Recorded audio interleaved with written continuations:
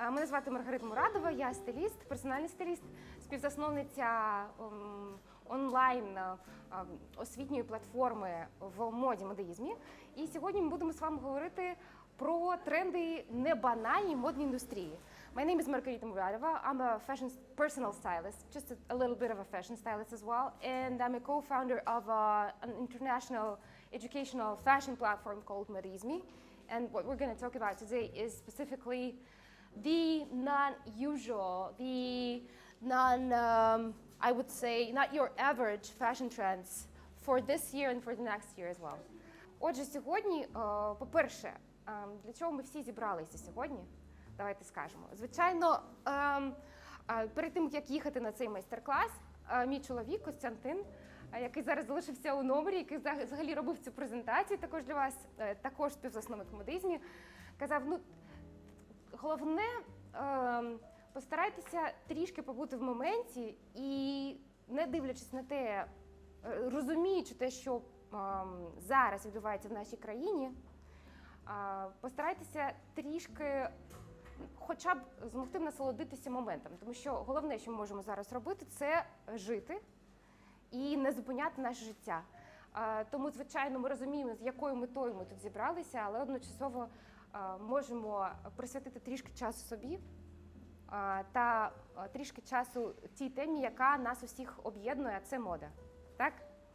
So the first thing to say is actually, so my husband, before I left hotel room to get in here, he was saying like, just please just appreciate the moment. For sure there's war happening in Ukraine, and that's the reason all of us are here, just to help our country, our homeland. And most people here are actually from different places of Ukraine and from different places in Europe as well, just gathered here to help Ukraine. But of course, the best way to help ourselves as well, and the best way and the only way to go forward is just to live and to be in the moment. So we'll try to do that as well and talk about our favorite subject, which is fashion. Сьогодні будемо розмовляти про небанальні тренди в модній індустрії. І я би дуже багато могла казати про спідниці, жакети, таке інше, але насправді небанальні тренди, вони стосуються трішки bigger picture, вони стосуються трішки більш загальної картини, і тому вони стосуються різних індустрій. Журналістики, стилістики, модних зйомок і таке інше. І саме про це ми будемо взагалі розмовляти, щоб розуміти, куди буде рухатися модна індустрія у цьому році та у наступному році. So just saying, I'm going to speak in this format in two languages all the time, so just to clarify. I know for some people it could be just a little bit uncomfortable, but that's the way it's going to be.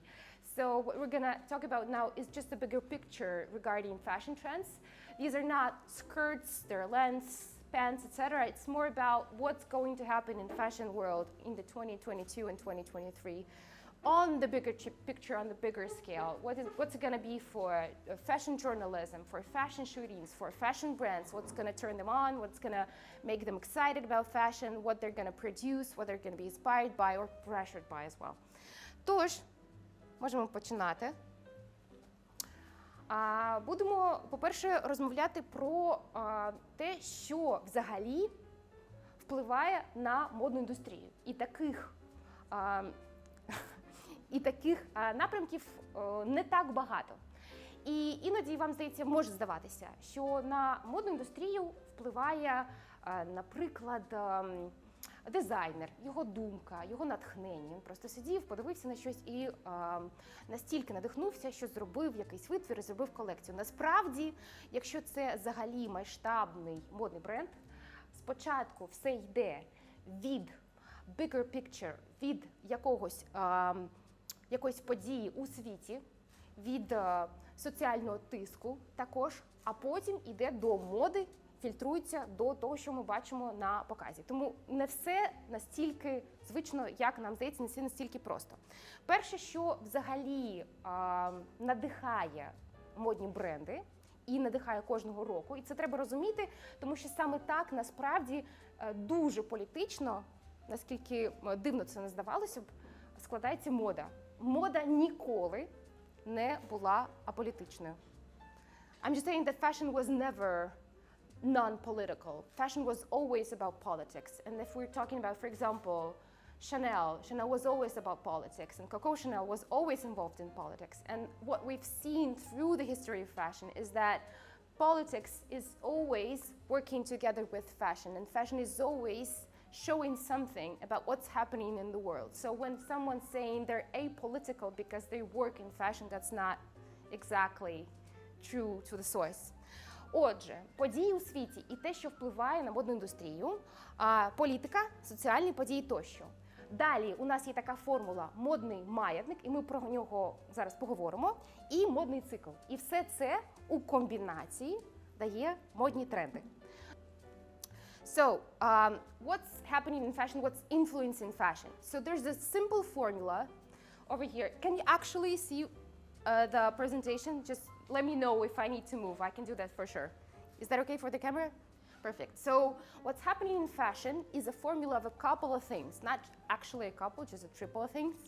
So first of all, it's always about politics, social events, etc. Then it's always about fashion pendulum, and we'll talk about that just in a second. And then it's fashion cycle, and then it becomes a fashion trend. So fashion trend is not only an inspiration from a designer. He was just walking by, looking at a picture or something, and he was like, oh my God, I'm gonna do create this amazing dress. It's always about a combination of things, and we're gonna talk about that for sure. Отже, що відбувається, так видно? У світі моди у 2022 та що буде відбуватися у 2023 році. Перше, це високий соціальний тиск на бренди. І ми далі більш детально просто розглянемо кожен з цих пунктів. Друге, це інклюзивність. Третє, це бажання свіжих облич, fresh faces, тобто заміна креативних директорів, моделей і таке інше. Ми по кожному прикладу пройдемося і поговоримо. Далі це зниження якості люксу. І деякі з людей тут можуть особливо про це також поговорити зі мною і підтвердити цю тезу. Повернення в минуле і протистояння компаніям, гігантам та монополіям. І це взагалі те, що відбувається у цьому році і буде відбуватися в наступному, тому що взагалі модний цикл, він десь 2-2,5 роки йде і потім змінюється. So what's happening in the fashion world in 2022 when it's going to happen in 2023? This is just like an excerpt from what we're going to talk about just in a second. So this is just a list of things. So first of all, it's going to be brands are under high social pressure. It's going to be happening for 2.5 years from now. Very high social pressure for all the brands. And then inclusivity, desire for the fresh faces, the constant change of creative directors, models, needing the new thing, the next new thing. Then that's luxury products quality decline, which is happening all over the luxury market. Then it's back to the roots, and we're going to talk about that as well in extent. And then it's juxtaposition of giant companies, monopolies, and niche brands, and them trying to fight each other, just like in the real world. Oh my gosh. Отже, давайте поговоримо про високий соціальний тиск на бренди.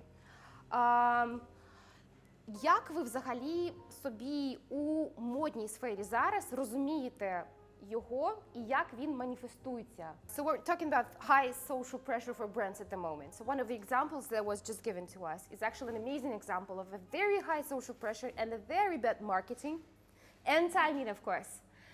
For Louis Vuitton, their recent campaign featuring a Z, something that looked like a Z and was actually two V's. Yes. Yeah, but just a simple example of a very bad timing and of brands' unawareness and inability to look at things in time and to take them back. Just when you see something's happening, you just need to make these like split-second decisions that are going to influence your reputation. For Louis Vuitton, for sure. Звичайно, це прекрасний приклад насправді з Louis Vuitton, тому що ми всі розуміємо. Я, по-перше, працюючи дуже давно в люксовому маркеті, і я спілкуюся з людьми в люксовому маркеті, які працюють по різні боки, тобто і зсередини компанії, які піаром цих люксових брендів займаються, можна звичайно сказати, що це не була спланована акція, щоб в секунду вони продумали підтримати країну-агресора Росію для того, щоб в рекламній кампанії все це ще підтвердити. Але у кожного бренду є відділ таких реакцій – це кризис-менеджмент. Тому такий відділ має слідкувати за останніми новинами і завжди має мати змогу прогнозувати, що відбудеться. Тому, звичайно, по-перше, ця кампанія просто, коли вона вийшла в дуже незручний і поганий час з точки зору маркетингу, якщо ми ж дуже сухо просто розмовляємо, нібито цифрами і новинами. І дивлячись на те, що саме зараз усі бренди під дуже великим соціальним тиском від не тільки ситуації типу війни Росії на території України, а взагалі останні часи ми дуже бачимо багато тиску і дуже багато пильності до брендів і того, що вони роблять. Тому що бренди – це вже зараз не тільки про речі, як вони презентують, покази і таке інше. Бренди зараз перейшли на стадію, коли ми говоримо про філософію. А коли бренд починає розмовляти про філософію, дуже красиві слова, нашу місію, наша ціль, що ми хочемо принести у цей світ, благодійні, тоді ви починаєте себе презентувати не як бренд вже, а справді як хто? Людина. А у людини все в комплексі. Тобто, якщо ти кажеш, що у тебе є місія, ціль і щось вище, ти сам собі задаєш стандарт, якому маєш відповідати. І тому, коли бренд робить щось не на часі, як зараз, це така фраза, яка зараз дуже, мені здається, популярна, це не на часі, це на часі. Коли бренд щось робить, що не на часі, на це мають дуже оперативно реагувати. Звичайно, може статися все, що завгодно. Насправді, це буває. Колись ви знали всі, що був такий скандал з H&M, коли неодноразово скандал з H&M, до речі, відбувався. Коли, наприклад, здається, що на дитині була футболка Coolest Monkey in the Jungle. I'm talking actually about one of the kind of recent examples of a scandal in the fashion world with H&M, when there was a t-shirt, Coolest Monkey in the Jungle, on an African, I think it wasn't African American, it was African descent, but then it was a person living in Amsterdam, boy, and it was a shoot on the H&M fashion site, and it was pulled out really, really fast because of the reaction of the team in the H&M. And I was actually at that moment present in the H&M headquarters, because there was H&M opening in Ukraine. I was able actually to speak to the CEO of H&M and the whole group to talk to him about crisis management. And that's what's at the basis of brands that are under high social pressure. You need to have a very, very good crisis management and people reacting to everything. So people need to be aware of everything happening and also politics. Тому те, що насправді дуже важливо, і чому мода просто не має права бути аполітичною, тому що соціальний тиск, він також частково, або зараз дуже в більшій частині складається саме з політичних обставин. І цього контексту не можна і не треба позбуватися, тому що коли ти вже кажеш про місію, про цілі, ти вже кажеш про те, що ти не просто речі, ти про щось вище, а коли ти щось вище, в тебе є мораль і треба її дотримуватися. Тому насправді, коли відбувається щось, що відбулося зараз з Louis Vuitton, один з дуже логічних путів вирішення цього питання – це адресувати його і не ігнорувати. Найстрашніше, що бренд може зробити для руйнування своєї репутації в такому контексті, це ігнорування ситуації. Навіть людина, що якщо ми вже побачили на тлі війни Росії на території України, що якщо людина якось не чітко вимовляє або взагалі мовчить і не каже про свою позицію щодо того, що відбувається, або просто постить голубців миру чи червоний квадратик. Це не позиція. І ми дуже розуміємо добре, наскільки важливо чітко вимовляти і промовляти все, що відбувається. І від брендів це також потребується для того, щоб продовжити. So for brands it's very important actually at the moment because of the high social pressure. And it's gonna get even higher in the next years. It's really important to actually have a position and talk. So the worst thing that brand can do for their reputation is just to stay silent. For example, in this situation with Louis Vuitton, the worst thing they did is they were silent. They said nothing about what was unraveling at the moment. So, for example, okay, they fucked up. They did this. They didn't plan this for sure, because what's usually happening for brands nowadays, they're planning their shootings and their like campaigns couple of years beforehand. So it's not like, oh, let's do this, and they're doing a campaign tomorrow, and Alicia Vikander is flying to Paris, and they're shooting this today, and they're retouching this tomorrow, and then it goes live. So it usually takes a lot of time, but what needs to happen right away is addressing the problem, saying, okay guys, we didn't mean this to happen, but this happened, so sorry, we fucked up, we're gonna do something about it, okay? So this is an example of very high, one of the things that it's going to happen in this year and the next year for sure is very, very high social pressure, and also regarding politics. The next one is inclusivity. Наступне – це інклюзивність. Це дуже важлива складова того, що зараз буде масивним таким трендом і масивним направленням у сфері моди по всіх напрямках. Інклюзивність не тільки в тому, які фігури моделі ми вибираємо, чи який колір шкіри ми вибираємо, а взагалі у думках, які ми пропагуємо, у тому, що ми одягаємо. І зараз як це буде маніфестуватися серед брендів? Це, наприклад, якщо бренд у нас був, і він розумів свою цільову аудиторію, наприклад, це 18-24 чи 25-34, вони розуміють, що серед цієї аудиторії будуть ті, хто хочуть одягатися дуже скромно, наприклад, і ті, хто хочуть одягатися більш відверто. І тому, якщо раніше бренд був екстра, припустимо, сексуальним, і всі речі були взагалі відверті, зараз на тлі і фінансової кризи в світі, яка буде тільки набирати обороти, і це тільки початок зараз, і те, що відбувається в Україні, тобто війна в Україні, вона насправді впливає на увесь світ, на те, що буде відбуватися. Тому бренди будуть робити ставку на інклюзивність по всіх напрямках. Для чого? Це взагалі з фінансової точки зору, з бізнесової точки зору, для того, щоб охватити якнайбільший шматок ринку, тобто різних людей. Серед цієї аудиторії цільової, яка 18-24, наприклад, будуть тоді дівчата, якщо це дівчата, а може бути, до речі, і не дівчата, і чоловіки також. Ми бачимо, наприклад, на показах Gucci, які одним із перших почали робити сумісні покази. Тобто виходить дівчинка, виходить чоловік. Дівчинка, чоловік, і хтось вдягає взагалі дуже андрогенні речі, і незрозуміло, для кого воно призначене, і ніхто не позначає, для кого це. Якщо ти заходиш до Gucci, ти можеш вдягати все, що завгодно. І, до речі, наприклад, дуже класний є стор Gucci у Нью-Йорку. Це один з моїх найулюбленіших. І коли ти заходиш, продавці-консультанти, вони вдягаються, і чоловіки specifically, вдягаються дуже-дуже класно, фріково, у спідниці і таке інше, щоб трішки також пушити ці ліміти і показати, що вони взагалі про всіх, і про інклюзивність всіх, і мода для всіх.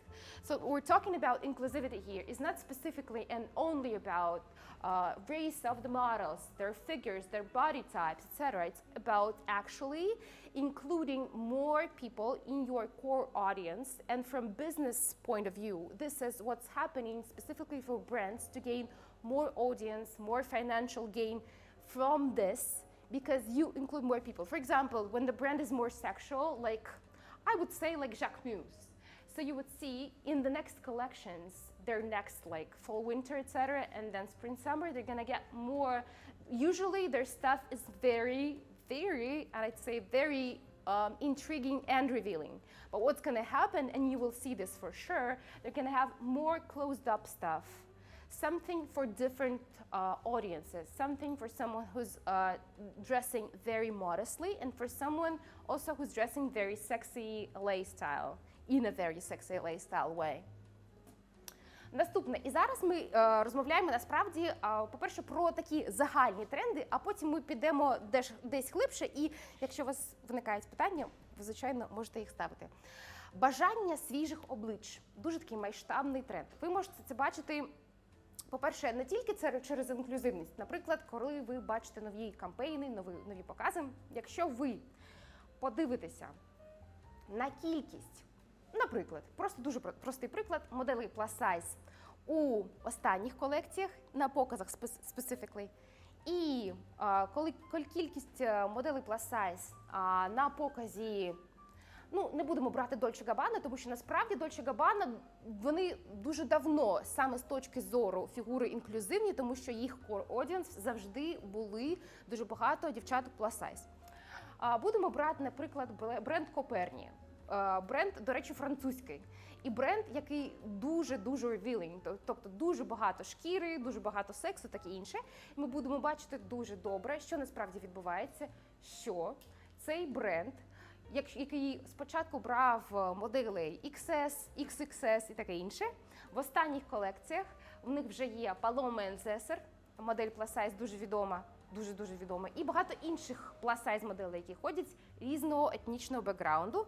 І, наприклад, нещодавно вагітна Аріана була в їх топі, і вони дуже багато речей на вагітних промотують, тобто розширюють свій ринок, тобто взагалі роблять ставку на більшу кількість дівчат, і не тільки дівчат, людей, які можуть споживати їх товари. Тому що взагалі зрозуміло, що мода і фешн-бренди, їх ставка на заробіток. Тобто це завжди бізнес. І це не тільки про натхнення, тобто з бізнес-пойнту треба на все це дивитися. So the next big thing for fashion at the moment is desire for fresh faces, just to always change up the picture, to always show something new, because the audience has seen it all. People have seen it all. There's like nothing exciting at the moment for fashion, because everything we've seen before. So what they're doing now is, first of all, brands are changing up their creative directors. That's happened in last year, that's going to happen this year, and it's going to happen the next year as well. You will see this in major fashion brands. Also, there's a desire for smaller brands, niche boutique brands, and that's where actually Ukrainian fashion brands step in, because they present something completely new. І ось це бажання свіжих облич, це прекрасна можливість, до речі, з точки зору брендів, людям, яким набридли такі гігантські, великі міжнародні бренди, і ви вже все бачили, ми вже бачили ці колекції, і реран цих колекцій, і іншу версію цієї речі, таке інше, бо ми вже культурний і ДНК-код кожного бренду знаємо дуже добре. І в кожного бренду зараз етап, коли вони передивляються свої архіви, тобто переробляють ці речі, які вже були. Що насправді дуже цікаво, це дуже класний момент, тому що ми вже все бачили від великих брендів, а від українських брендів більшість світу ще бачила лише маленьку частинку. І це саме прекрасний час для того, щоб, коли є таке бажання свіжих облич, подивитися на обличчя українських брендів, яким є що сказати. І це один з моментів, коли можна сказати, що ні, це не завдяки війні хтось звертає увагу на українські бренди, тому що ми можемо подивитися на бренд Бєвза, який вже дуже популярний та цікавий для іноземної аудиторії. Його обожнюють в Америці, до речі. Обожнюють бренд Ксенія Шнайдер, і бренд Ксенія Шнайдер дуже, до речі, популярний саме на азіатському ринку. Тому це зараз просто момент, коли увага спрямована до України, показати, що Україна – це не тільки страждання, це обов'язково зараз це страждання, і наша країна знаходиться у стані війни, і ми боремося за нашу незалежність, але одночасово в нас є неймовірно талановиті люди, яким є що сказати, крім того, що у нас війна, бо війна колись закінчиться, а нам потрібно буде відбудовувати та показувати ще більше культурний код. І те, чим це не повинно закінчуватися, це тим, щоб нас запам'ятовували, або взагалі пам'ятали, і перше, що сходило на думку, це те, що Україна, на яку напала Росія, Україна, в якій була війна. Ні, це не все. Це одна з обставин, яка з нами відбувалася, але Україна – це країна свіжих, талановитих облич, яким є що сказати. І я вважаю, що це зараз ідеальний момент для того, щоб українські бренди підтримувати і отримувати на цю підтримку фідбек від світу. Наступний пункт – це зниження якості люксу. І Дехто з аудиторії може це підтвердити. В люксових гігантських брендах дуже насправді велика зараз проблема з якістю продукції з огляду на те, що вони виробляють дуже великі партії. Більшість брендів не робить все вручну. Наприклад, Hermes ще досі робить сумки, виробляє сумки Келлі, сумки Біркін точно вручну у своєму ательє. А от, наприклад, бренд Chanel робить все не вручну. Тобто всі ці стіпки, виготовлення шкіри, її підготовка, покраска, все це робиться вже просто в машинному режимі.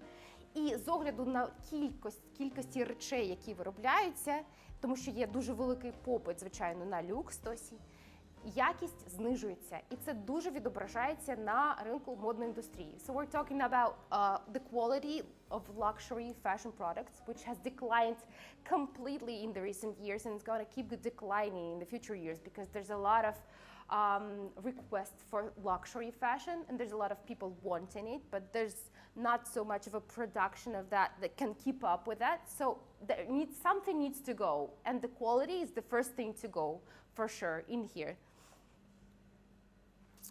So the next thing is back to the roots. Наступна частина – це повернення в минуле. Дуже важливий, можна казати, що зараз ми говоримо про такі мета, дуже популярне слово, на часі, не на часі, мета, не мета, мета-тренд нинішнього року та наступного року – це повернення в минуле. Тобто дивимося на архівні колекції, фотографи перероблюють в фешн-фотографії або дивляться на свої старі знімки і роблять щось інше, або взагалі дивляться на знімки 20-х років, надихаються і повторюють щось інше. Зараз час того, щоб дивитися у минуле, інтерпретувати це якось і подавати по-новому. So what we're talking about here is back to the roots, and what back to the roots is here, specifically in fashion. What it means is going back to not the future, but to the past, and looking into it to gain some inspiration. For example, photographers looking at the 20s pictures and recreating them, looking at their archival collections and recreating them. For fashion, it's people looking into their archival collection, fashion designers, and just like getting inspired by for example, Celine at the moment is the Celine of the 70s and the 80s. And that's what Aide is working about. Наступне – це протистояння компаніям-гігантам і монополіям. Це також всі ці, до речі, частини дуже цікаві саме з точки зору пропагування українських брендів і всього українського. Тому що те, що зараз ми бачимо, це те, що дуже багато корпорацій поглинають одна одну і поглинають інші бренди. Tiffany вже собі не належить. Більшість брендів собі не належить. Є одне велике керівництво, і ми знаємо такі основні – це LVMH та Kering, які володіють Gucci, Balenciaga, Louis Vuitton і так далі. І що відбувається, коли є велике одне керівництво, ми бачимо дуже схожі тренди, дуже схожі напрямки, думки, філософію брендів, цілі, мету і кампанії, і медійну присутність у кожного з брендів цієї корпорації. Також ми бачимо, що бренди, поглинаючи інші, збирають на себе majority, тобто більшість у ринку, і не дають можливості брендам, кожному з брендів, розвиватися так, як вони би розвивалися самостійно. І це дає прекрасну перспективу для того, щоб коли ми вже і до цього трішки втомилися від одного й того ж, подивитися на українські бренди. So the first thing we need to know about juxtaposition of giant companies, monopolies and niche brands is that niche brands are in the win at the moment, and they have gained a momentum to have their presence in the fashion world because people are also tired of monopolies, of huge LVMH campaigns and Kering campaigns, having all the brands and the majority stakes and doing the same thing, having the same philosophy and the same media presence, and everything feels the same. So now for niche brands, it's the time to show up and show yourself. And specifically for Ukrainian brands, It's the time to show their heritage, to show what they're capable of, and Ukrainian talented brands are amazing. And people have known them before the war that is happening at the moment. So now it's just the time to remind to the world that Ukraine is not only about the war that is happening in Ukraine, but it's also about very talented people with huge history background and amazing roots that they can gain from. And these niche brands are actually all the Ukrainian brands, but because none of the Ukrainian brands are as huge as like Gucci or Balenciaga, which is good actually, because they still have a long way to go, and we have a long way to go. You have something to look forward to, you know. Отже, модний маятник. Що це взагалі таке? Це така концепція, коли ми йдемо як тільки модна тенденція досягає свого максимуму, вона повертається до протилежної тенденції. І так вона перехитується з однієї сторони в іншу. Це також дуже важливий компонент у формуванні тренду. Тобто ми, до речі, до цього подивилися на перелік таких загальних можливостей, які впливають на модну індустрію, на формування тренду кожного року. І саме це, до речі, саме усі ці пункти, які я зараз показую, це те, на що дивляться тренд-форкастери, тобто професійні люди, задачею яких являється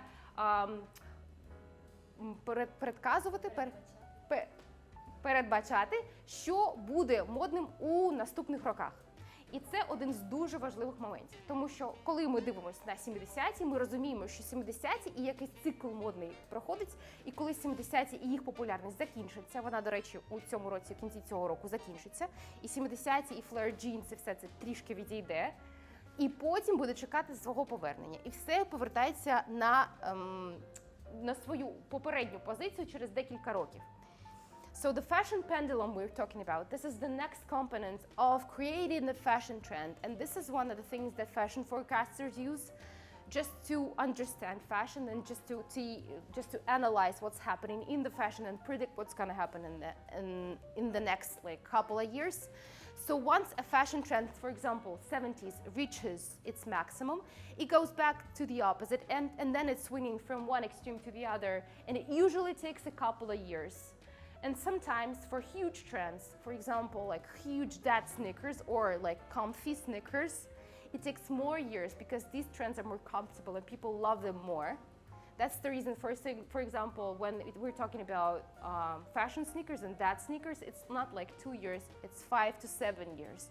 And then it's coming back in the next year to like small, tiny ballet style sneakers, just like Loewe. І що я тільки що казала на англійській, це те, що якщо ми подивимося на такі тренди, які публіка сприймає трішки краще, наприклад, такі великі кросівки, дуже комфортні, чим більш комфортна та сприйнята класно аудиторією якась позиція трендів, тим довше вона тримається. Наприклад, 70-ті, флеєр джинс, дуже великі такі масивні рукава. Ми можемо говорити про якісь трішки такий пейслі принт. Ми можемо говорити про вкорочені жакети. Але коли ми говоримо про щось таке дуже комфортне та зрозуміле для аудиторії, як масивні кросівки, які все більш привносять, до речі, спортивний елемент у моду, ми можемо говорити, що чим комфортніший для аудиторії тренд, тим довше він тримається. Тому, якщо для 70-х це 2 роки, а для кросівок dad sneakers це десь 5 років. And the fashion cycle, модний цикл. Як взагалі він формується, і він також є третім компонентом створення фешн-трендів. Ми бачимо, що стиль запроваджено, це, наприклад, 70-ті. Далі йде зростання попиту, тобто і це зростання попиту йде у фазі знайомства у фешн-блогерів, у дизайнерів. Це той час, коли, наприклад, більшість масивних фешн-будинків, тобто Gucci, Loewe, Balenciaga і таке інше, отримують від фешн-аналітиків та фешн-предикторів те, що буде популярним. І вони це тут запроваджують. І тут це підхоплюють тільки перша хвиля людей.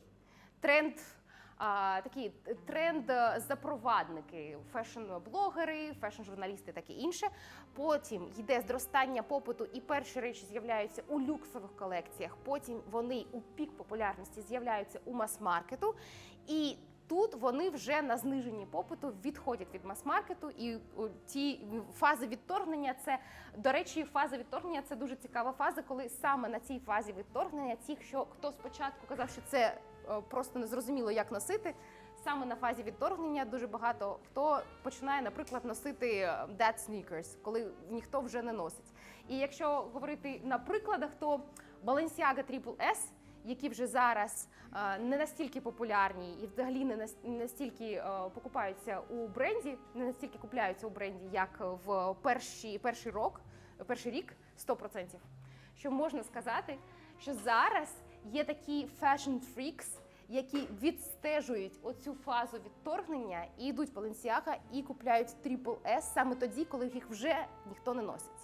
Вони насправді такі ж винахідники, як і перші, просто через пару років. І що відбувається? Що ці носять Balenciaga XXS, коли ще ніхто не носить, а ці носять, коли вже ніхто не носить. Але і тоді ми бачимо людей, які хочуть відрізнятися і хочуть бути унікальними, просто у інші часи. І ці думають, що вони більш кльові, тому що вони вже не на хвилі хайпу і вже роблять це, коли вже ніхто не хоче. Вони настільки вкусили цей тренд. What we're talking about is actually is very, really funny thing. So there's a fashion cycle. There's a style introduced. For example, let's talk about that sneakers. There's demand that increases, and that is the point where when there's the things are happening in the luxury market. Then peak of popularity is the point when, for example, when we're talking about the dad sneakers, they're going to be introduced in the mass market. And then there's decline, and then there's rejection. So one weird and funny thing that's happening in the fashion world. So when the style is introduced, there's fashion bloggers and fashion journalists and fashion forward people that are the first to wear, for example, they were the first to wear Balenciaga XXS. And now they're not wearing them. But when there's rejection phase, there's new people that are not on the hype level, that are trying to buy fashion, for example, Balenciaga XXS sneakers when no one is wearing them. So what ends up happening, these people who are at the forefront of fashion and who are like at the back of the fashion have the same goal to wear something that nobody's wearing, but just in the space of a couple of years. Неочевидні тренди, які нас чекають в цьому році. Конкретика, пішли. Попит на нішевих дизайнерів. So one of the concrete fashion trends that is happening is niche designers in demand. For example, for fashion, it's going to be from Ukrainian brands. Let's talk Ukrainian brands. It's going to be Litkovska, it's going to be Bevza, it's going to be Ksenia Schneider. Якщо ми будемо говорити про попит на нішевих українських дизайнерів, і він вже зараз відбувається. Тобто, якщо ви знаєте українських дизайнерів, якщо ви займаєтеся дизайном, якщо ви займаєтеся всім українським, що дає якийсь продукт, і ми кажемо не тільки про моду в плані речей, ми кажемо і про інтер'єр, ми зараз про нього поговоримо, і ми кажемо про прикраси, ми кажемо про українських дизайнерів і дизайнерів інтер'єру, ми кажемо про українських архітекторів і таке інше. Саме зараз вже час, з огляду на те, що, звичайно, не на часі нібито емоційно чимось займатися, саме зараз вже час планувати, як себе подавати, як українського дизайнера, як виробника, як українського креатора чогось творчого або не творчого взагалі, щось, що отримує якийсь продукт. В нашому випадку, які нішеві і взагалі українські бренди ми можемо навести? Це Літковська, це Бевза, це Ксенія Шнайдер, які ще інші ми знаємо українські бренди, які мають цікавий глибинний культурний код, які дають якісний продукт і які взагалі дають нам відчуття того, що це український бренд зі своєю айдентикою. Катімо, Дейлі Сліпер. Бажане. Зиков, yeah. Антон Білінський, yeah, for sure. Руслан Багінський. Анна Октябрь, yep.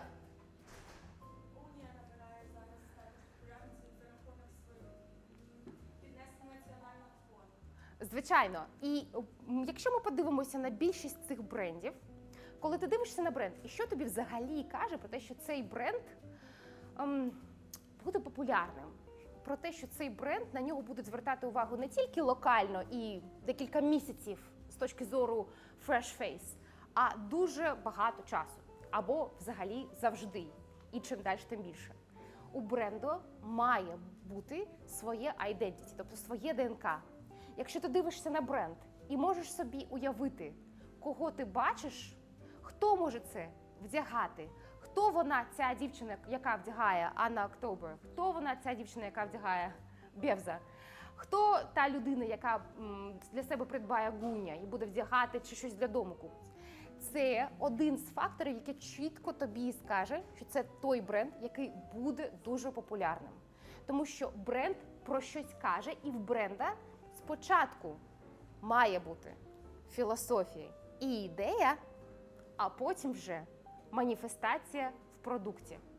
Що роблять люксові бренди частіше за все? Вони спочатку історично просто створювали колекція за колекціями 100 років підряд, а потім зараз, з точки зору маркетингу, починають розробляти філософію, якою нібито пояснюють, що відбувалося весь цей час. Ми всі йшли до цього. Така глибока ідея, яка близька нам. А що відбувається, до речі, в українських брендів, в багатьох, у них спершу йде ідея, а потім вже в реалізації вона трансформується і поширюється. Наприклад, якщо ми говоримо про бренд Гуня, ми можемо говорити про те, що спочатку з чого бренд Гуня починався? З посуду. Бренд Гуня спочатку починався не з посуду, він починався з хусточок. Було декілька хустинок. Потім було декілька склянок, мені здається. Потім вони робили витинанки, потім були якісь шерстяні хустинки, потім якась маленька колекція була коврів, і потім вони вже перейшли до того, що вони multi-brand. Тобто вони роблять і одяг, і хустинки, і для дому, а потім ще щось наростає, і ще щось наростає, і тоді дуже органічно отримується бренд, який в основі мав філософію, а потім на все це нарощується органічне продовження бренду. So what we're talking about here at the moment is that the way Ukrainian brands work and the way giant, huge brands, for example, like Balenciaga, and let's not talk about Balenciaga actually, because Cristobal Balenciaga was a genius and he actually had an idea before he had a creation. And unlike other brands, for example, there was Coco Chanel, and there was no specific idea or philosophy behind what she was doing. She was just trying to create comfortable clothes, to liberate women from all the corsets, etc. Exactly. That's true, but that's what she said. So what Coco Chanel was famous for, she was talking a lot, and she had a lot of histories about her life.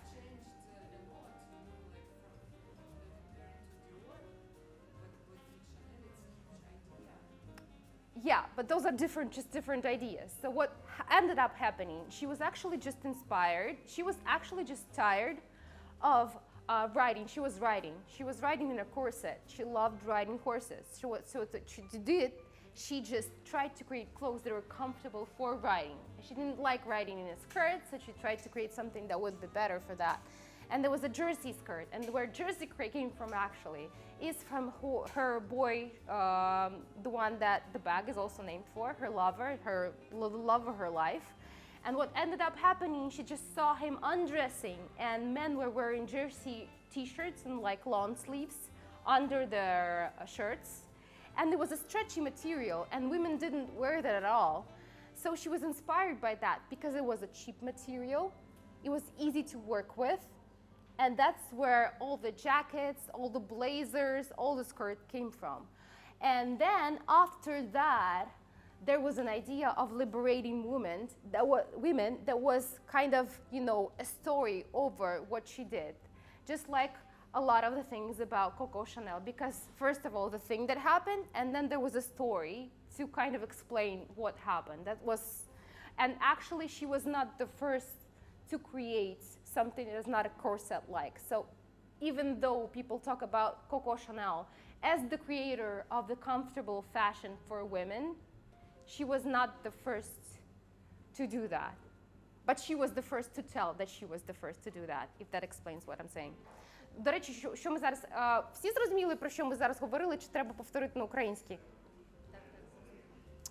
So, the thing that is going to keep happening at the moment is people actually paying more attention to niche brands because they want and crave something new, but also they want to feel a connection to a brand. That's what major brands know.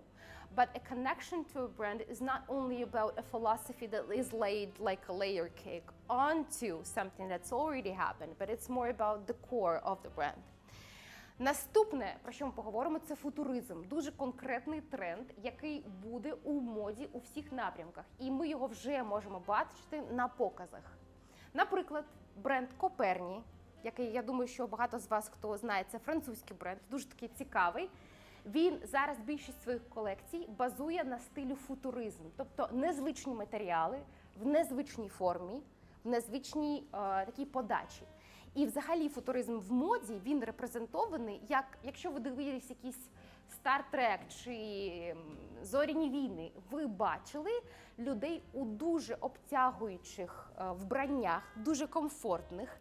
І одна з дуже простих і зрозумілих речей, яка вже дуже давно існує, яка дуже футуристична за своєю основою, це водолазка або гольф. Seamless, тобто без якихось швів, зрозуміла, повністю обтягує, дає можливість пересуватися. І це одна з, або long sleeve, це одна з речей, яку ви можете бачити, наприклад, і бачили хто дивився фільм «Дюна». Одна з речей, яка на більшості героїв є у тому чи іншому поєднанні. Може бути зверху, поверх якийсь пончо чи щось інше, але обов'язково буде якась версія чогось дуже облягаючого, дуже близького до шкіри і дуже зрозумілого, комфортного. І футуризм, він менше про зірки, про латекс, а більше про комфорт. І тому те, що ви можете бачити і будете бачити в майбутньому, в цьому року і іншому, це те, що більшість брендів будуть виробляти комфортні, утилітарні речі у трішки футуристичному стилі. І футуристичний стиль, до речі, це є металік. Це можемо говорити про колір шкіри, колір якоїсь тканини. Це якісь, якщо ми говоримо, наприклад, про дизайн інтер'єру, а, до речі, дизайн інтер'єру дуже пов'язаний з модою, вони дуже-дуже connected. Ми можемо говорити про якісь дуже цікаві підставки, цікавої дивовижної асиметричної форми. Все, що буде нам нагадувати про футуризм. Остання колекція Loewe з такими формами, які виходять з сукні. До речі, дуже нагадує фільм «П'ятий елемент» і дуже футуристична за своєю натурою. Вінтаж. Катя прокинулася. Вінтаж.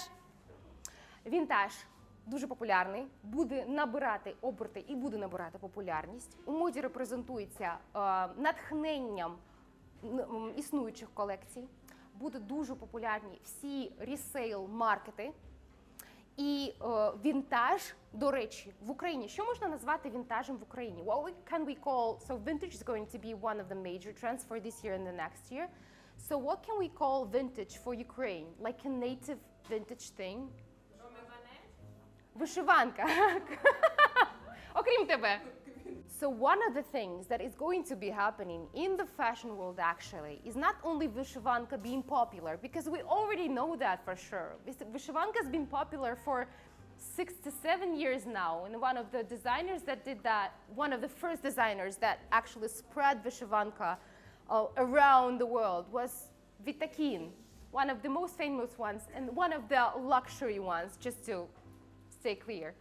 And one of the things that is going to be happening with vyshivanka is people are going to be seeking out vintage vyshivankas, which is actually already happening. It's going to keep happening more and more in the world. So not only Ukrainians are going to be searching for vintage vyshivankas, people around the world are also going to be searching for vintage vyshivankas, which are amazing, amazing quality, amazing history, philosophy, and something that what we've already mentioned, is at the core, which is really important for people now. And then there's the clothes. But first there's the idea. And the idea is history in a shirt. You would call like a, yeah, you can call that like a shirt. Тренд – українська культура та етніка. І вона вже, давайте не будемо казати, що українська культура почала бути популярною на тлі війни. Якщо ми подивимося на останні колекції бренду Бевза, ми можемо чітко побачити дуже ніжні, але красиві мотиви, які є у самій колекції. Наприклад, цій сукні 2 роки, якщо не більше, і ця сукня базується на основі української такої дуже древньої богині плодоріддя Оранти. Вона така жінка, берегиня, і статуетка її дуже схожа на те, що зараз тут виконано. І якщо ми побачимо на останній колекції Бевза, ми бачимо, що там є колоски пшениці, а пшениця – це також символ плодоріддя України. Найбільш остання, тобто взагалі recent колекція, яка була у бренді Бевза, там був човник. Це взагалі також один з символів України.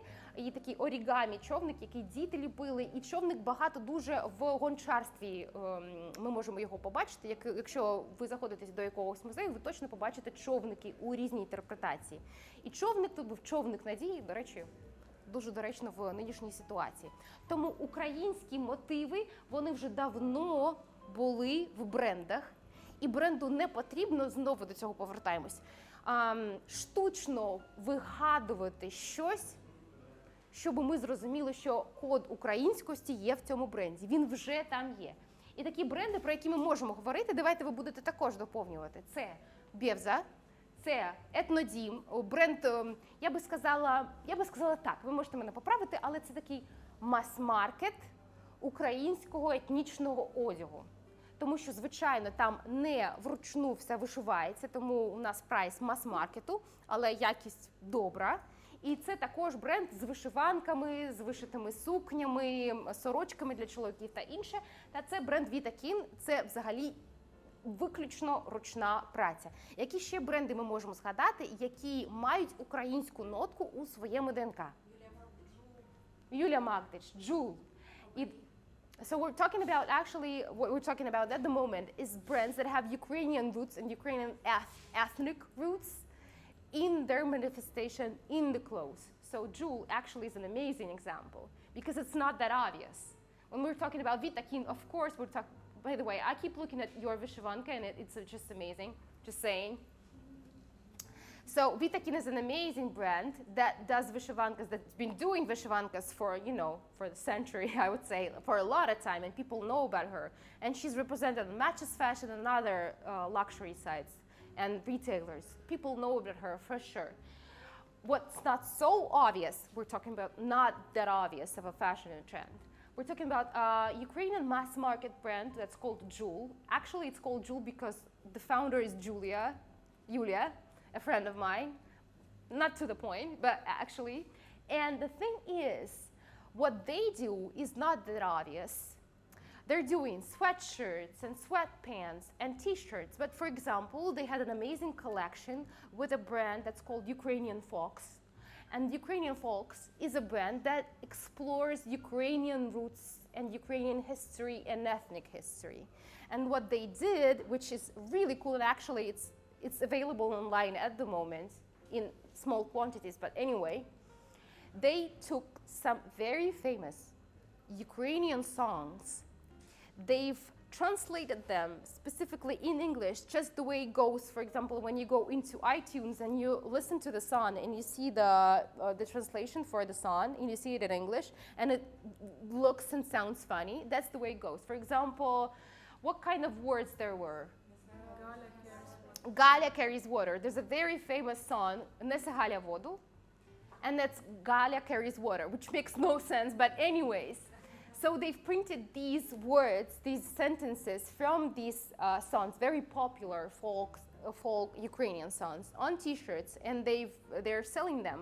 And this is one way, not an obvious way, to create Ukrainian ethnic, and not only ethnic, but historical representation in a new, and I would actually go as far as to say futuristic way, for people not only to explore, but also to connect to, because we listen to songs, so we understand fashion in that regard. Які ще бренди ми можемо згадати з українських, які, може, не дуже очевидно, але репрезентують українську культуру?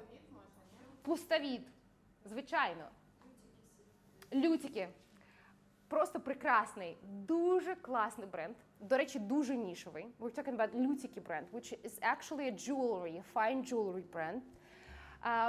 Вони створюють прикраси неймовірної якості у середньому ціновому сегменті, що дуже рідко саме для ювелірних виробів, тому що вони дуже якісні. Це покриття, це срібло, яке покрите золотом, якщо я не помиляюся, вищої проби. І дуже якісно, до речі. І вони базують свої колекції, невеликі колекції, і все робиться вручну. Вони базують свої колекції на етніці та деяких сенсах. Наприклад, її засновниця цього бренду Соня Солтис, Лютики бренд, це фешн-стилістка. Вона стилізує зйомки, а все взагалі вона досліджує українську культуру та етніку, і в неї є хатка-мазанка під Києвом, яку вона сама реновейтнула. І ось вона обожнює, я просто їх дуже добре знаю, вона обожнює робити щось в огороді. У неї є свій сад, огород, вона вирощує там рібку, таке інше. І в неї є тиква. Тиква? Гарбуз. І в неї є гарбуз. І одного разу вона виходила і побачила це гарбузове сім'ячко, яке їй дало натхнення на створення спеціальної прикраси. На такому жгутові чорному є покрите золотом золоте, красиве гарбузове сім'ячко, яке зараз взагалі стало символом бренду для мене особисто. І це єдина, до речі, прикраса, яку вони зараз змогли робити у ситуації з війною в Україні і продавати на весь світ. Дуже класно і дуже якісно. Це також приклад неочевидної репрезентації чогось етнічного в українському бренді. So the next thing is recycling, a specific trend that is very popular, that's been very popular for about a year and a half now, like a trend one. It's going to be popular for the next year and a half for sure, and then it's going to be like a steady plateau, I would say. It's not gonna keep like looping up and going up, it's just gonna keep, you know, going plateau in the recycling department. So what you're gonna see is that fashion brands that were like, oh my God, we're like, for example, for H&M, what they're doing, they keep saying that they're gonna increase their recycling amounts and percentage of their whole collection from year to year. But what they don't say is that every year when they, for example, say, oh, this year we've created 7% of the whole collections of H&M from recycled materials, what they forget saying is that all the other 93% is not recycled and keeps polluting the planet. So overall, it makes sense from a marketing point of view. It doesn't make sense from a point of view of someone who really wants to, you know, influence the future of the planet. Що дуже цікаво саме про ресайкл, тому можемо говорити, що десь ще рік, півтора року буде дуже активний цей тренд, і будуть з'являтися нові і нові бренди, які будуть робити щось з ресайклу. І, до речі, у нас вже є такі бренди. У нас є Oversize Studio, український класний бренд, один з перших, який зробив з вінтажних чоловічих костюмів і жакетів жіночі жакети з перешитими різними рукавами і таке інше. У нас є Better Us, який бренд Юлії Поліпас. Минулий вона була і стилістом, і фешн-директором Vogue. Вона зараз запрошений фешн-директор і директор свого бренду.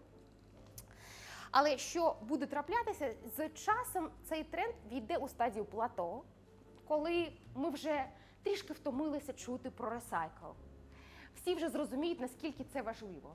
І для великих брендів це буде дуже цікавим випробуванням, наскільки, коли вже аудиторія не купляється на таке і вже втомилися чути про ресайкл, вони будуть збільшувати відсоток того ресайклу, який вони заявляють. Наприклад, як з брендом H&M, який кожного року каже, цього року в нас 9% речей зроблені з ресайкл матеріалу, що вони не кажуть, 93%, які залишились, кожного разу знову і знову виробляються на one or single use.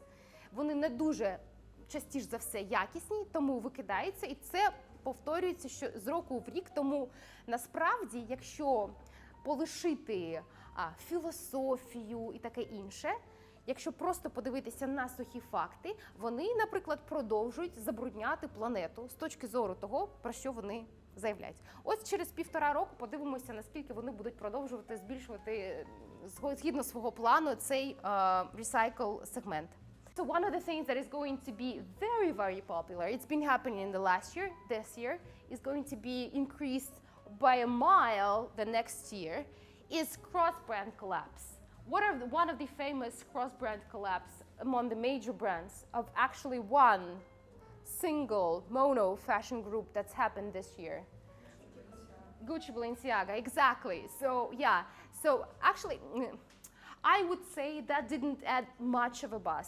They were expecting much more of a buzz and press around Gucci and Balenciaga collaboration. It was amazing, but the thing that didn't happen is it wasn't such a news, and also it was a cross-brand collaboration between two brands that are in the same Kering group. So they already have the same marketing strategy, the same campaigns and view and position in the market. It's not like a niche brand is collaborating with a huge brand, which actually creates attraction and amazing press.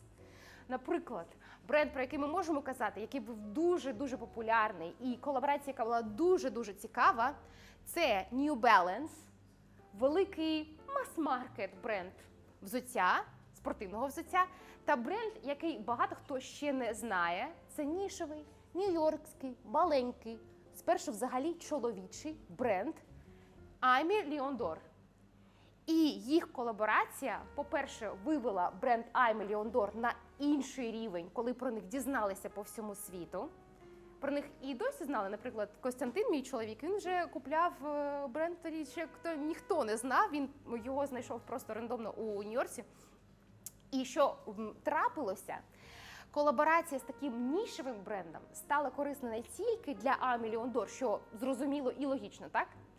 А і для New Balance. Тому що відбувається, коли маленький нішевий бренд колаборується з таким великим, на цей великий бренд аудиторія, яка вже є. Тобто аудиторія New Balance не може стати більше.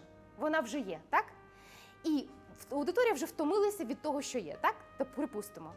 Тому вони просто побачили нове обличчя свого ж улюбленого бренду, а також законектилися з точки зору філософії та людських почуттів до великого бренду, який взяв до уваги і допоміг маленькому нішовому брендові стати більш медійним. Тобто, насправді, виграли всі, якщо подумати.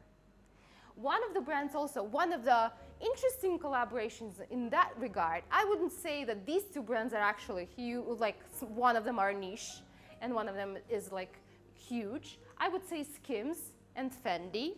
And you know that collaboration. Versace and Fendi was fun as well, but like, you know, a luxury and a luxury brand is not exactly something that creates a long-lasting buzz. But Skims, a brand of a media celebrity, Kim Kardashian, that is totally, it goes for a specific audience, especially in the United States. And then Fendi, which is a historical, popular, with a huge actually history, fashion brand, Italian fashion brand. This collaboration, who do you think gained from that collaboration more, Skims or Fendi? Як ви гадаєте, хто більш отримав не тільки прибутку фінансового, а взагалі медійного освітлення у колаборації Skims та Fendi? Skims чи Fendi? Fendi. А чому? Skims, Fendi.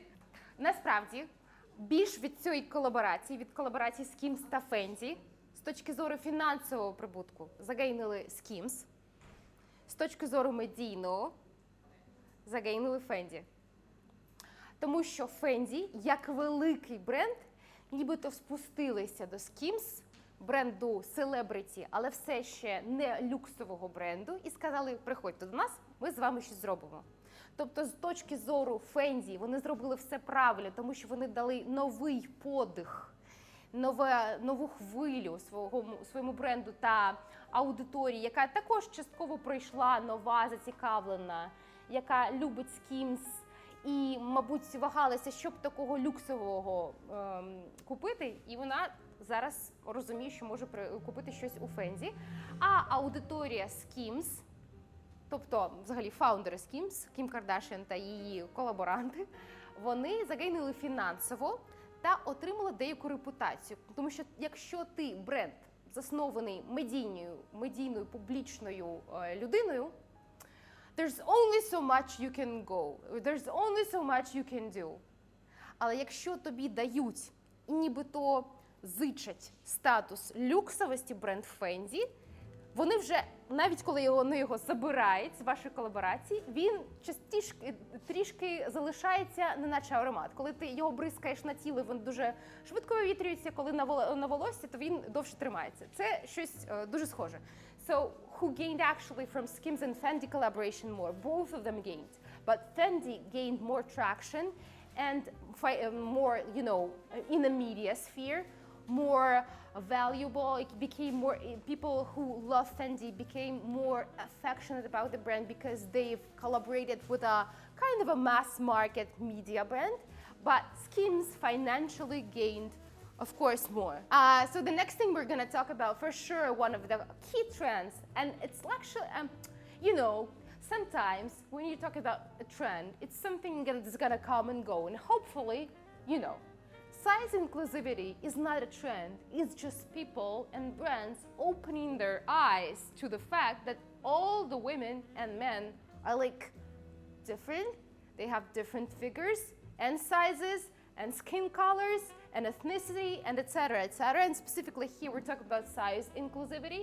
So what you're gonna see in this year and next year, and hopefully, and I think from what I've seen from fashion analytics, it's just gonna be getting bigger and bigger.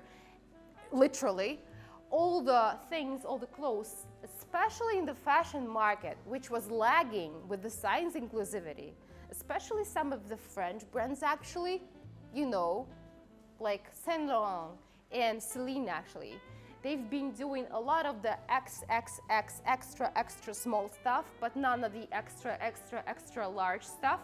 They're gonna start doing that for sure. So size inclusivity is not about, it's connected to body positivity, but it's different in regard to just providing clothes from a business point to people who want to buy them.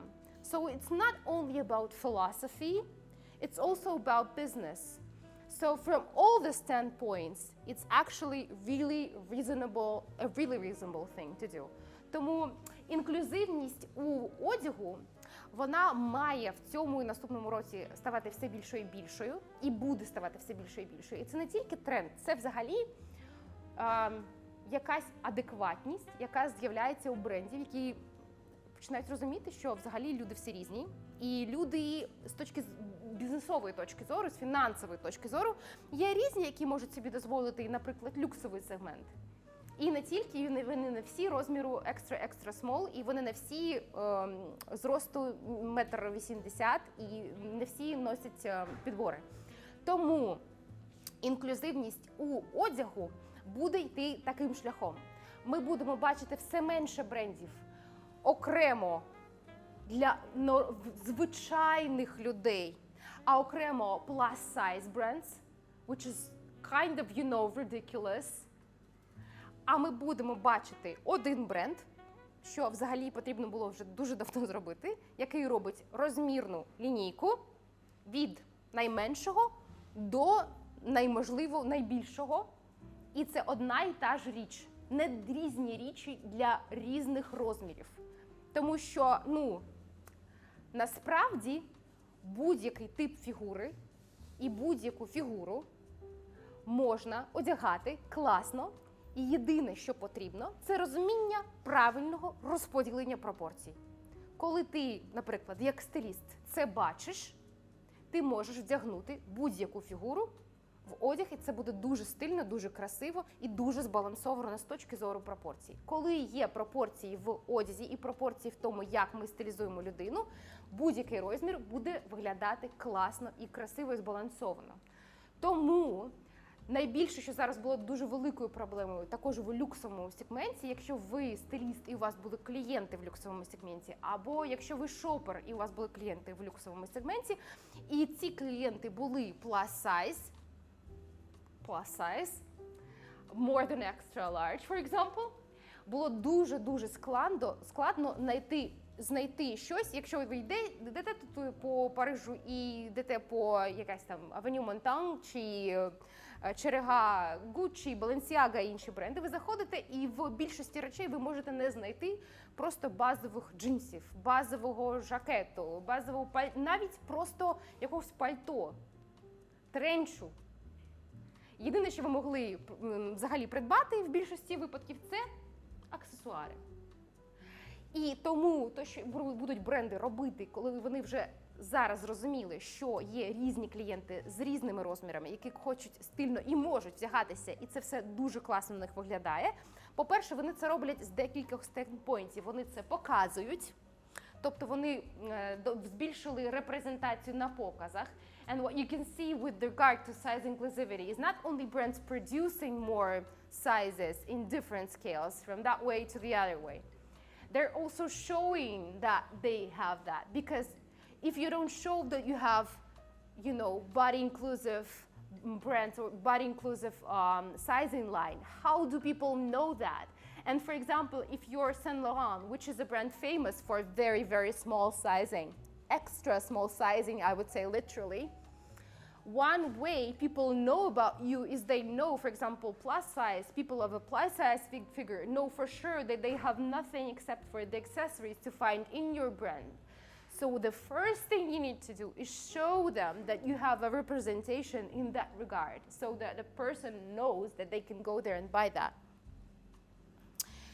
One of the new things that is going to keep happening, it's not new, but it's going to be getting bigger and bigger, is gender neutrality in fashion. So before that, you've seen that, for example, with Gucci on their shows and some other brands, and of course also Balenciaga. And once again, they're in the same caring group.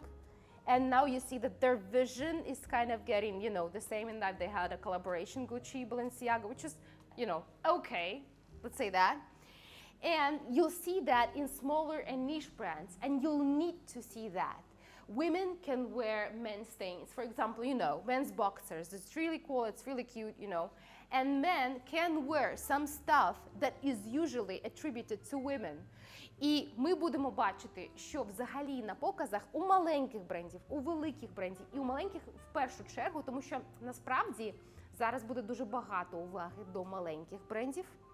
І те, що вони роблять, як у великих брендів, буде роздивлятися під мікроскопом усіма. Але коли у великих брендів є дуже велика команда, яка може подбати про якийсь кризис-менеджмент, у маленьких брендів частіше за все це декілька людей, які роблять усе абсолютно. Тому коли ти створюєш колекцію, тобі треба думати про всі моменти і аспекти, які я зараз озвучила, бо вони дуже важливі з точки зору того, що в нас є один важливий головний компонент – це social pressure, який ніхто не відміняв. І в даному випадку агендерність – це прекрасна альтернатива тому, що дуже мало насправді нішевих, і в тому числі українських, брендів чоловічих. Тому що чоловічий маркет, він дуже специфічний. And men's market is actually, men's fashion market is very specific because men buy clothes less and they buy them in sparse spaces. And women usually buy clothes for their men or hire a stylist to buy clothes for their men, etc., etc. So when you look at fashion market, you see a discrepancy. There's a huge women's fashion market and men's fashion market is like, eh. So what is a key to do is actually to show via gender neutrality on the runway and off the runway in stores that people can wear each other's clothes all the time. And it's not always, which is usually what happens, women borrowing shirts and men's costumes.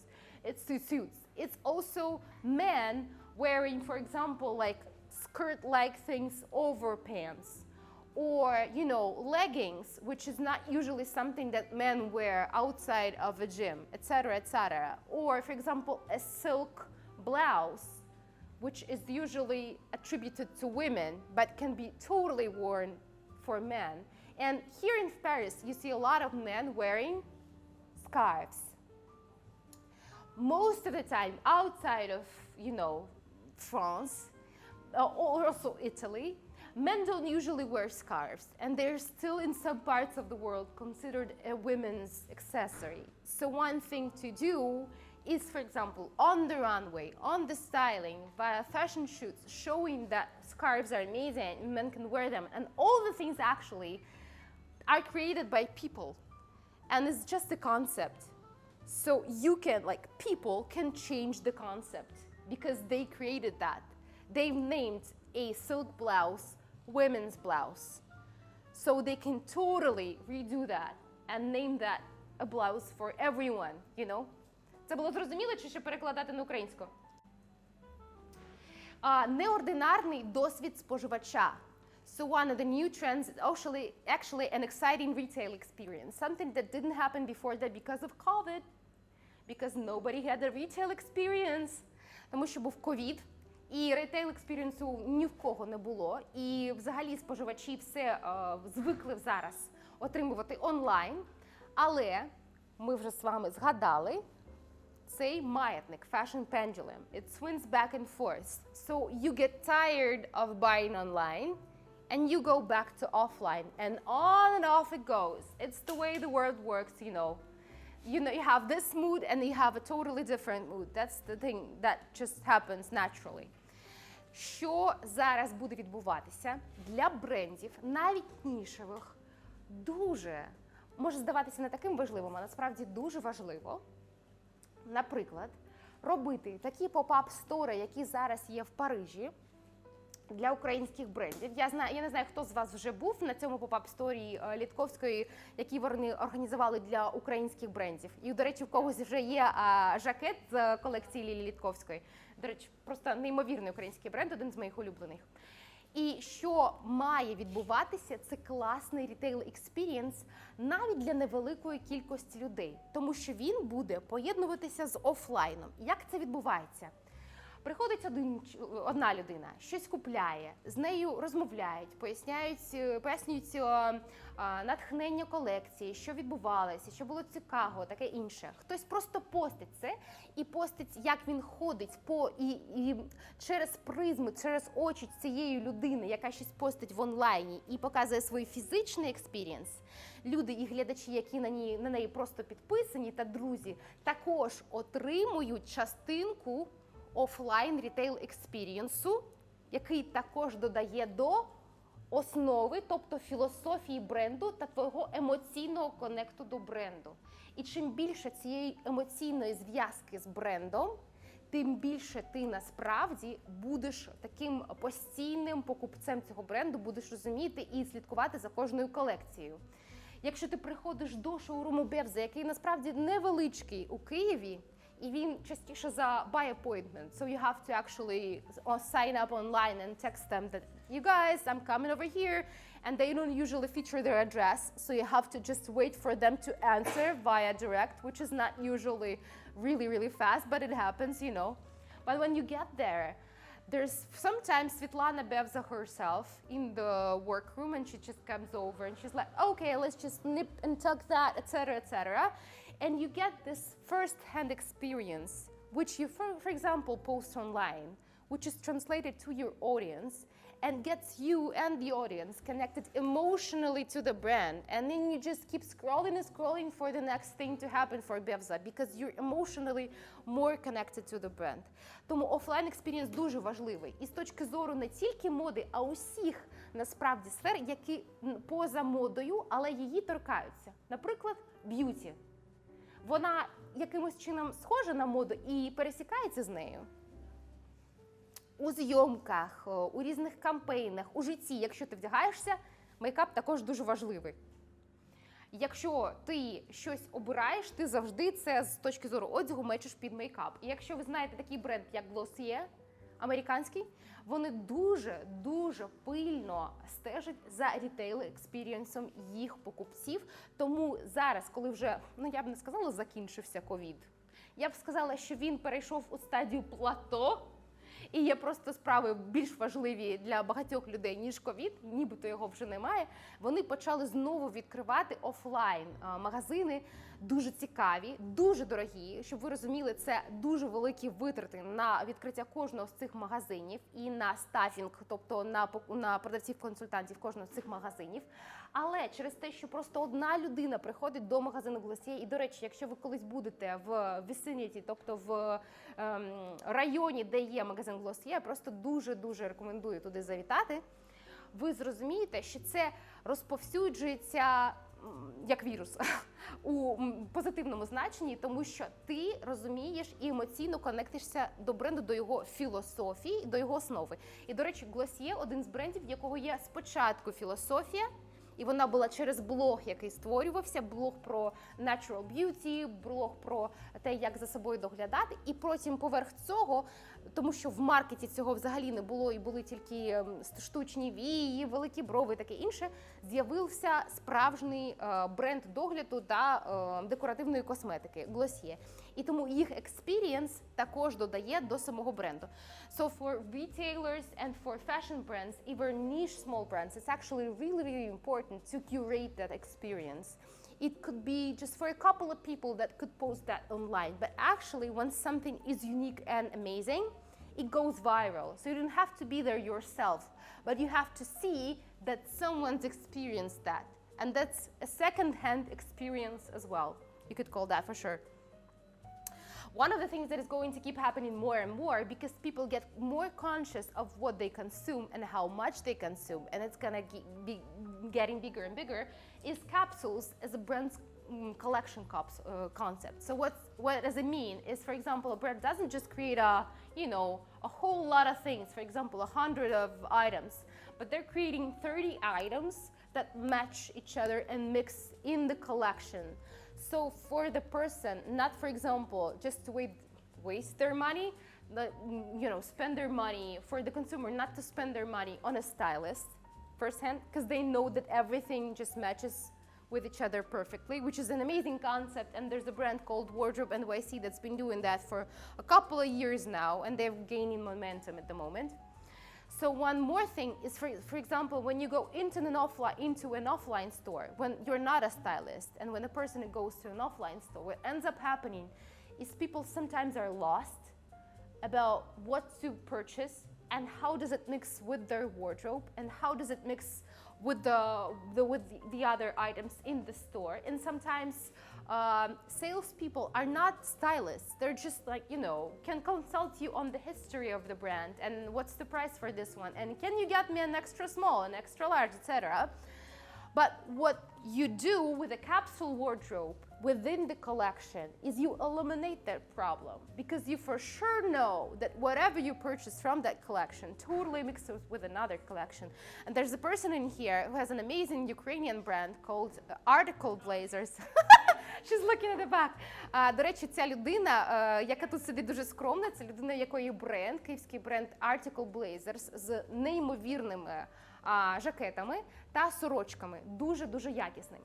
І от коли ти дивишся на колекцію цих речей, ти розумієш, що наступний жакет, який ти придбаєш, буде міксуватися з жакетом іншої колекції. Тому що це якась невеличка, але капсула. Також бренд Катімо, про який ми говорили, вони взагалі вже декілька років працюють капсулами. Тому що все, що б ти не купив, буде класно міксуватися. Це вже мета-левел. Не тільки з цією капсулою і в ній, а й з іншими речами іншої колекції. Що робила хто? Фібі Файло для Селін. І зараз Еді Сліман Селін також робить, але він робить це в своєму стилі. Еді Сліман трішки, якщо ми відходимо від теми, більш орієнтований на азіатський ринок. Азіатський ринок, він більш про мінімалістичні речі.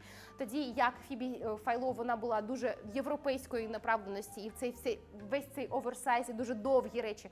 Тому що, якщо ми говоримо про азіатський ринок, взагалі зріст не такий великий, частіше за все, і тому всі ці супер-оверсайз речі, з ними треба щось робити. Тому коли Еді Сліман прийшов, і його взяли саме тому, що хотіли, одна з бізнес-стратегій, трішки більше захопити азіатський ринок. Тому що це дуже, з точки зору люксу, business opportunity for a brand, яка була не настільки задіяна, наскільки могла була, окрім ринку аксесуарів.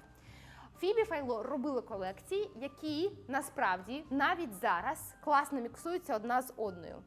І це також капсула. Це такий принцип, який буде зростати і зростати і в брендів нішових і маленьких, і українських в тому числі. Це дуже важливо, тому що тоді консюмер, тобто покупець, розуміє, що все міксується з усім.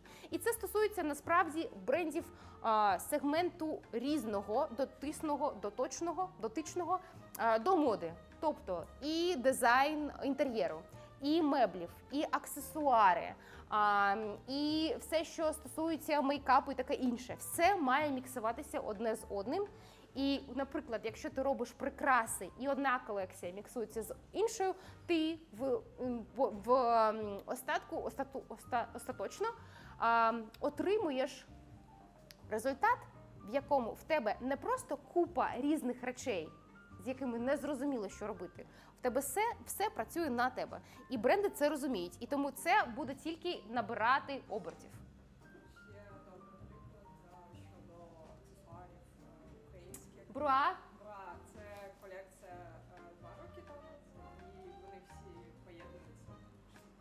So the example that was actually given here, could you just stand up to show everyone?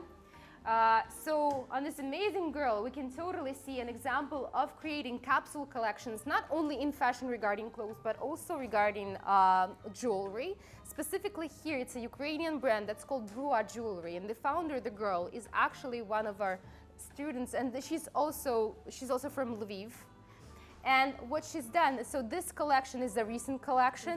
This is a previous jewelry collection of theirs, and this is a recent collection as well. And they mix amazing. So that's what has to be specifically for niche brands, because you cannot afford to do multiple things, because, for example, you need to have a budget, and if people don't buy the things that you produce, you go bankrupt really fast nowadays, because people are so, they've seen it all. So what you have to do is to be conscious of every single thing you do. So for a jewelry brand, which is it's also cost effective, but it takes a lot of costs to create, you have to be very conscious of creating things that mix with each other well. For example, within the luxury jewelry market, what's the brand that does it all the time? Bulgari, Cartier, exactly. So you do the things that mix well, no matter how many collections you buy. And that's one of the things, and that's one of the things I keep telling myself, and that's one of the things that's also amazing that as a marketing strategy works, because in their campaigns you see Love Cartier bracelets and a lot of them. And it's actually a really popular thing, specifically in United States, specifically in LA. Stacking Love bracelets like it's the thing you do your whole time, like 6 Love bracelets together. And that's one of the things to do, just to make an impression that no matter how much you buy, there's never enough and everything mixes well, which is, a business strategy that works. So one of the next things, наступна річ, про яку ми поговоримо, ми вже, до речі, скоро закінчимо, тому я розумію, що треба подихати. Ми зараз зробимо перерву, вип'ємо водички, кави і таке інше. Це жива зйомка брендів у репортажному стилі. До речі, у нас сьогодні на заході мала бути дівчинка, яка засновниця, це французька блогерка, яка засновниця бренду Пучка Беріс. Ще один бренд, також французький Rouge Paris. Це бренд також французької інфлюенсерки. Іншої їх дуже, до речі, багато, і кожної з неї є свій бренд. І ще один приклад – це зйомка зараз з блогеркою Джен Чебалос. Що ми тут бачимо? Людям трішки набридла нежива студійна зйомка. Ми всі вже подивилися на фешн-зйомки та едиторіали на фоні білої стіни в стилі Old Celine, коли воно стоїть, якась дуже така цікава модель, не посміхається, просто стоїть в дуже цікавій, дивній позі, нестабільній, і на неї направлене світло, і це все, що ми бачимо. Тому зараз людям, по-перше, треба більше емоцій, а ти більше долучаєшся емоційно до чогось, якщо ти можеш це співвіднести зі своїм життям. Тому те, на що, наприклад, роблять ставку французькі бренди, дуже давно робили насправді, на відміну від інших брендів, від інших країн. Вони роблять зйомки у стилі стріт-стайлу. А оця зйомка дуже класна, тому що це мета-зйомка. Вона, по-перше, у стилі стріт-стайлу, а по-друге, вона робить референс на ще один тренд, який ми вже з вами відмічали. Це вінтаж, або референс до вінтажу, або back to the past. І в даному випадку це насправді Боббі Кеннеді молодший та його дружина. Хто пам'ятає, як її звати? Це референс на неї. Хто дивився мій YouTube канал, то я про неї вже робила репортаж. Exactly. Керолін Бессет Кеннеді. А колись була фешн-директоркою та маркетинг-директоркою, піарницею Calvin Klein. І вона ікона стилю, якою досі надихається ЗРО. Ви можете побачити ЗРО і, до речі, Кейт бренд. Можете зайти до них у колекції, в кожній колекції. По-перше, поставити для себе Pinterest з картинками і зі світлинами з нею і з її луками. А потім подивитися на колекції Кейт та ЗРО, і ви побачите дуже багато референсів back to the past. Просто натякаю.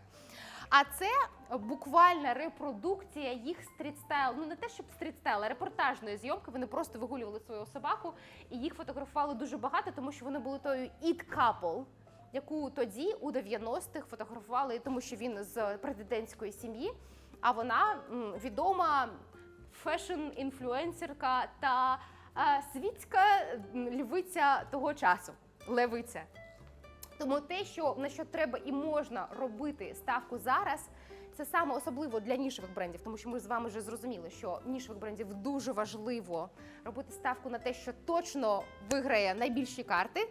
Це більш живі зйомки, не обов'язково у стріт-стайл форматі. А, наприклад, якщо бренд робить зйомку прикрас, це бренд прикрас, вони можуть робити зйомку не просто статично, вони можуть робити пости, і це може бути фешн-едиторіал у форматі відео, коли якісь цікаві лідери думок сидять, п'ють каву, щось роблять, morning routine, просто у прикрасах бренда. Без слів, просто під музику. І якимось чином інкорпорувати цю річ у життя, щоб людина, яка дивиться, їй не треба було робити це урівняння і перекладення на себе як кальки, а де я можу це вдягти, а як я можу це застосувати, бо це вже є прикладним, це вже можна побачити, і це точно працює і класно виглядає. І ти одразу конектишся до цього набагато більше. So what is amazing about lifestyle shootings for different brands across fashion, there may be jewelry, clothing, it could be actually design of the interior design, etc., is lifestyle things. It doesn't necessarily have to be, street style shooting. It could be like a video shooting of fashion opinion leaders, or just like people, cool people, different people. For example, just like Glossier does. They do shootings with completely different people, faces, ethnicity, etc., etc. And people are just applying their makeup or doing their thing, doing their morning routine. If you're a brand that does, for example, there's an amazing brand that's a fashion, that's a interior design brand, Ukrainian brand, Find the Design, which is really, really cool actually. And it has a lot of Ukrainian ethnic root, and I'll show you them just in a couple of minutes. So what they do is they create this like stools and chairs, etc., and sofas that have reference to Ukrainian ethnicity. And what you can, show them with and market them with, it's just people sitting on them, doing their stuff. For example, they can be incorporated into a video shooting with a star or just with a regular person doing their thing in the morning and drinking their coffee on that stool. So what you do as an audience, you connect with that more because you see the implementation of that thing in real life.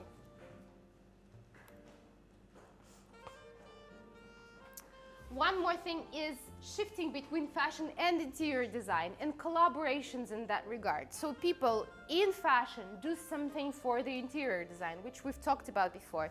There's amazing people. I actually totally advise you to subscribe to them. It's Athena Calderone. She was first a fashion influencer, and she then started doing fashion, fashion mixing with interior design thing, and she redesigned their home in New York. And then she started designing for other people, and now she's more famous as an interior designer, actually.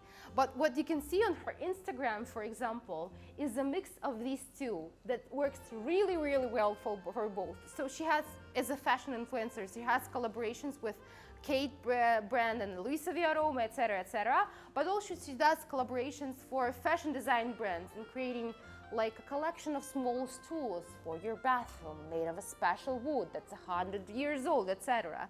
And an amazing girl, actually, she's a friend of mine, Anouk. She's from Amsterdam, she's from Netherlands, and she recently did a collaboration with a couple of, really cool interior stools and chairs and tables.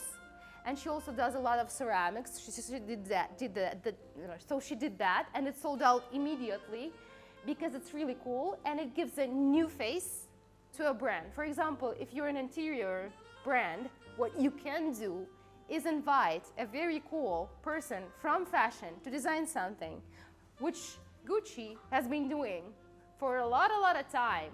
Like Gucci chairs, you can totally Google them. They're crazy, but they're really nice, and they're always sold out. Корейські бренди та взагалом азіатський ринок, на який ми орієнтуємося і буде дуже-дуже популярним. Азіатський ринок, по-перше, якщо ми зараз усі знаходимося в Парижі, ви можете прийти до будь-якого люксового магазину і побачити кількість аудиторії азіатського ринку, яка там зараз знаходиться, яка є дуже активним покупцем люксу. І це дає можливість люксовим і не тільки люксовим брендам орієнтуватися по багатьом аспектам на азіатський ринок з точки зору того, що вони роблять, як естетично вони це подають і що взагалі потрібно і цікаво азіатським покупцям. І частіше за все, якщо ми кажемо про естетику, з точки зору естетики, це практичні, мінімалістичні речі. Якщо ми говоримо про розмір, це не дуже оверсайз. Якщо ми говоримо про кольори, це можуть бути більш такі глибокі, нейтральні кольори, частіше за все, або дуже crazy kitsch. Наприклад, який робить бренд Марні, який дуже, до речі, популярний в азіатському ринку. Креативний і незвичайний піар та маркетинг, щоб достукатися до вибагливої модної аудиторії.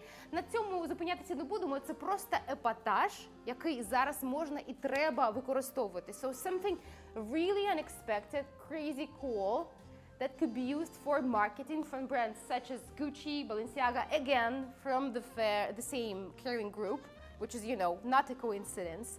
So one of the things that you can do to respond to that fresh, new face demand of the audience is do something with a creative from a different field, like a photographer that usually, for example, shoots only still life or food, and you're doing fashion, and he can, for example, recreate like shoes on the plate, etc. So something out of the box that could totally shock people into buying things that they don't need usually. Бояння фарб і принтів не тільки у стріт-стайлі у звичайному житті. So what we're talking about here is just celebrating life every day. What you're gonna see ending up happening is not these crazy looks only during the fashion week, which was before. Like you've seen people wearing 3 skirts and then 2 bags and then 2 scarves, etc. You would say, oh, this person is totally going to a fashion show. And now you're like, oh, well, they're going to the bakery. So that's what's happening in the world, and that's what you need to know if you're doing fashion, or if you're exploring fashion, or if you're a fashion blogger, or if you're connected to fashion. Попит не просто на персональний стайлінг, а й на іміджмейкінг. Це дуже важливо, це різні речі. Тобто створення стилю як спосіб розказати про індивідуальність та характер. І до персональних стилістів, і до фешн-стилістів також, і до зіркових стилістів будуть звертатися не тільки для того, щоб, наприклад, підібрати річ на якийсь івент, а також для того, щоб створити певний імідж у суспільстві або просто в оточенні. І тому будуть звертатися не тільки, щоб вибрати спідницю, а щоб сказати, я хочу бути жіночною, як це показати в моєму стилі. Я хочу показати себе як різносторонню людину. Я хочу різні види і направлення, хвилі свого характеру, різні емоції перекладати у одяг, і як я це можу робити. Або хтось, менеджер зірки, телефонує і каже, ми хочемо повністю змінити сприйняття цієї зірки аудиторією. Як ми це можемо зробити? Персональний байерінг і курування архівних модних колекцій, створення виставок. Персональний байінг буде дуже-дуже популярним, тому що люксові маркети зараз будуть скорочувати, насправді, відповідь на зниження якості і на скарги. Вони будуть скорочувати кількість вироблення речей, і це вже ми бачимо у багатьох брендах, в тому числі, до речі, і у бренді Chanel, які вже почали вводити обмеження щодо тої кількості речей, які вони продають. І тому зараз знайти щось цікаве або архівне буде спеціальною і далі більш запитаною, востребованою. Буде професію, яка буде мати більший попит. Затребуваний? Затребуваний. Big attention shift to the lingerie market, because lingerie market is just a couple of brands. Not a lot of brands, actually, not as many as we have usually in the clothing market. So, for example, within the lingerie market, we know Agent Provocateur, and we know Etam, and we know what else? La Perla, Simon Parlet, and for example, for Ukrainian brands, we know Zhilova Lingerie, Shur with the stockings, and Mystique, Elegance. And not a lot of brands, when you were talking about clothing, we've been like going and going. Katimo, Litkovska, etc. And then we were talking about lingerie, we're like, but this and that. So, Larry, actually, yeah. So what is amazing is this is a perspective and an opportunity for a lot of people who are creating something to go into the market that is not that saturated, because there's a lot to be gained from that, and there's a lot of creative freedom in that, and you can do a lot of things within the market that is not very, saturated with different people and same things over and over. Feeling the headwear market gap also.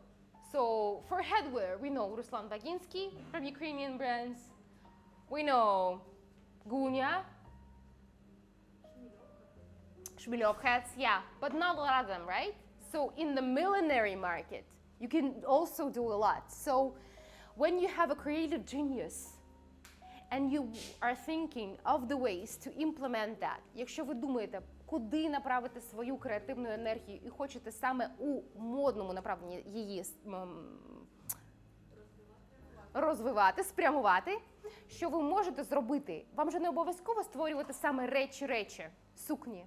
Можна же йти у ті маркети, які настільки заповнені, в яких ще є креативна свобода, в яких є дуже великий попит, але відповідь на цей попит не настільки велика. Тому якщо ви у ніжній білизні, або якщо ви працюєте у ринку головних уборів, у вас є дуже багато людей у цій аудиторії, які хочуть щось надягти на голову цікаве, якісь шляпки чи якась хустинка, але вибору не так багато. І багато людей вже щось бачили, наприклад, бачили якісь солом'яні шляпки, бачили якісь хустинки. Але у різній інтерпретації їх завжди можна подати. І можна звернутися до трендових архівних колекцій, яких зараз буде дуже в попиті. Подивитися, що вдягали у 30-х. В 30-х вдягали такі low caps, такі дуже щільні шляпки, наче для плавання. Вони зараз також будуть набирати популярність. І тому дуже багато є незаповненого ринку у нижній білизні та у millenary market, які можна заповнити повністю. Далі буде дуже популярним і зростати в популярності буде стиль креативного прагматизму як новий офісний дрес-код і відповідь на зростання кількості жінок-керівників компаній. Це повністю корелюється з соціальним тиском, з тим, що взагалі жінки все більше і більше стають на захист своїх прав і потребують, і вимагають, і досягають цілої стати керівниками компаній, і не просто справляються з тим, а взагалі трішки починають витискати чоловіків з цього маркету, тому що жінки, прийшовши нарешті до цієї позиції, можуть підтягати нові креативні сили, по-іншому дивитися на цей ринок і привносити щось інше. До речі, чоловіками домінований раніше модний ринок. І перші дизайнери були, до речі, не Коко Шанель, а взагалі чоловіки. І тому цей ринок і цей тренд в креативній, мінімалістичній варіації одягу, яка і трішки скромна, яка підійде до CEO компанії, але яка і буде виражати характер, що співвідноситься з тим, що люди хочуть більше розповідати про себе через одяг, і робити це сучасно. Один з головних стилів, який зараз буде популярним, це саме creative pragmatism. Далі, протест від імені фемінізму у вигляді абсолютно відкритості тіла. Повна діагональна протилежність. Так. Тобто ми говоримо про те, що є ті, хто, до речі, за скромну моду, вона у нас зараз ще буде. Десь там, так, ось, totally covered, modest fashion. Також дуже актуальна, до речі, як відповідь на запити серед Arab Emirates і ринку в скромній моді. І, до речі, Ізраїль дуже великий ринок насправді з точки зору скромної modest fashion в плані фінансовому і у бізнес-плані. І цьому протиставляється повне відкриття тіла. Також як стейтмент. Тому що одна і та ж жінка може робити одне одного дня, а інше другого дня.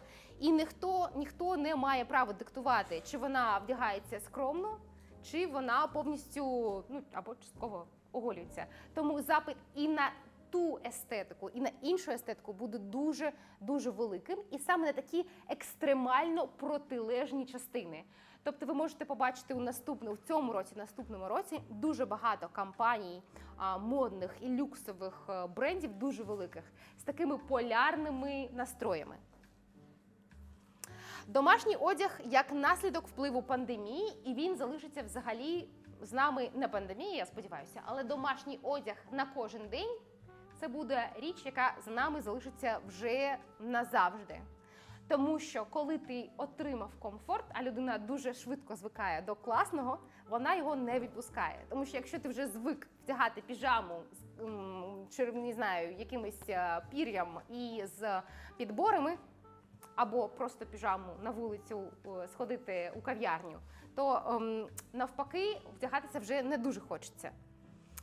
Ще буде підвищення відсотка спортивного стилю, взагалі у стилях людей. So we're going to be talking about more sports than ever in fashion, in all the brands, even the brands that didn't do fashion before that at all, didn't do sports before that at all. So for example, Celine was not that much about sports with Phoebe Philo, But over here, at the moment, there's more and more sports stuff in Celine. You can go into the Celine store and see a lot of sneakers, a lot of trainers, a lot of jumpers and everything, and you know, hats, etc. Everything, baseball caps, everything about sports is going to be more implemented in the next year and this year, for sure.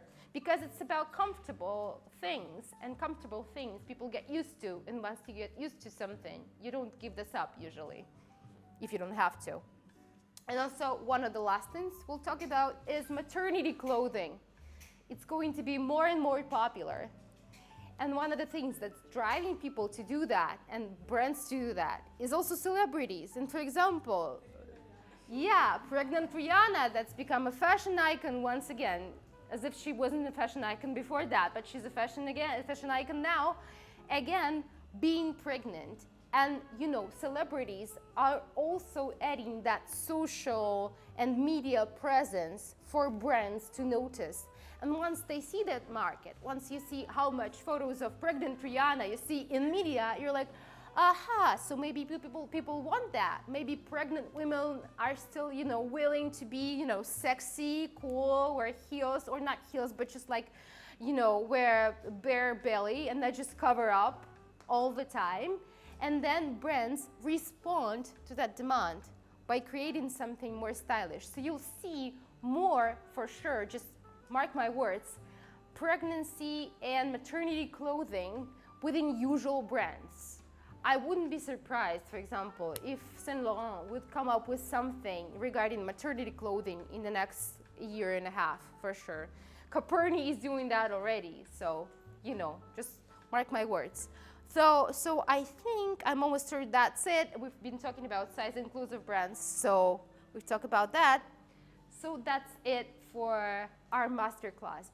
These are the main fashion meta trends that actually touch everything within fashion and around it, be it fashion photography, fashion styling, interior design, fashion marketing, and everything regarding fashion. So wherever you work within the fashion field, or whatever you do within the fashion field, you can totally implement all of them with the view and remembering the first things I've told you about the fashion formula of creating the fashion trend, which is the fashion pendulum, which is the swinging thing, the fashion cycle, and the social pressure, which also is about politics. So with that in mind, with the cause that we've gathered today, which is really important to us and dear to our heart, what our mission is, I think, is for sure through our love to fashion, to give to Ukraine a new voice and a different kind of voice, to talk about not only Ukraine being in a state of war at the moment, but also to talk about Ukraine in a different light, the light that is going to keep on shining even after the war is over. And at some point it's going to be over, and we're all praying it's going to be over soon, right? With our victory, of course.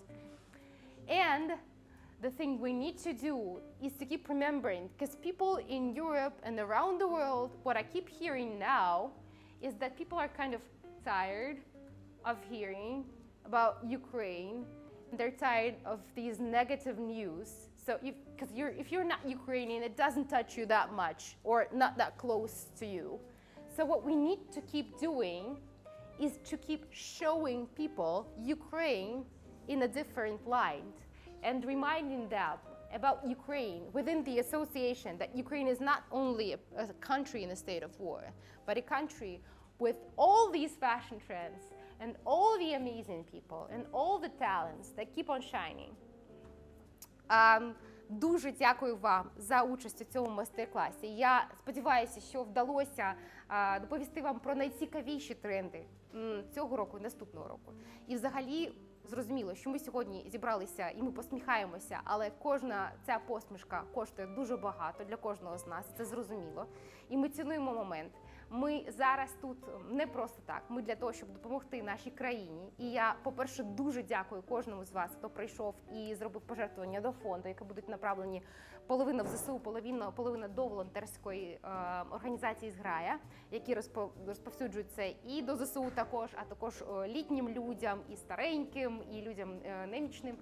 І взагалі наша місія зараз – це не тільки говорити про війну в Україні, а також говорячи про Україну, казати про те, які талановиті люди там є, щоб коли війна закінчилася, те, що в остатку залишається, це талановиті люди, які продовжують жити, продовжують творити, і Україну знають як країну з талантами, з натхненням, з історією. Вона не братський народ нікому. Вона своя, особлива, єдина країна з тисячолітньою історією, з неймовірними людьми, яким є що сказати, і вони будуть продовжувати це казати. І я гадаю, що це наша місія, я сподіваюся, що на сьогодні ми її виповнили. Дуже дякую, слава Україні!